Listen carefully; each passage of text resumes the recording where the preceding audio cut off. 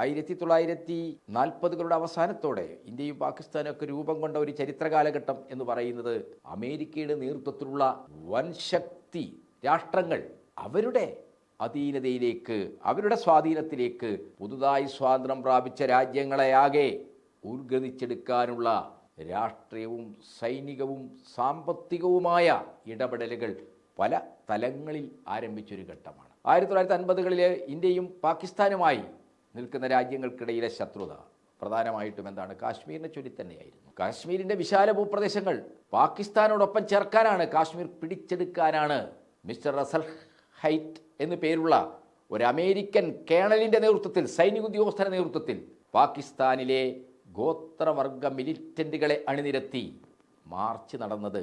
ആ മാർച്ചിൻ്റെ ഭാഗമായിട്ട് കാശ്മീരിൽ പാകിസ്ഥാൻ ഈ റസൽ ഹൈറ്റിൻ്റെ നേതൃത്വത്തിൽ കൈയടക്കിയ പ്രദേശങ്ങളാണ് ഇന്നത്തെ പാക് ഓക്യുപ്പൈഡ് കാശ്മീർ എന്ന് പറയുന്നത്, പാക് അധീന കാശ്മീർ എന്ന് പറയുന്നത്. എങ്ങനെയാണ് ഇന്ത്യയുടെയും പാകിസ്ഥാൻ്റെയും ഒരാഭ്യന്തര പ്രശ്നത്തിൽ അമേരിക്കൻ സാമ്രാജ്യത്വത്തിൻ്റെ ഒരു സേനാ ഉദ്യോഗസ്ഥൻ ഇടപെട്ടത്?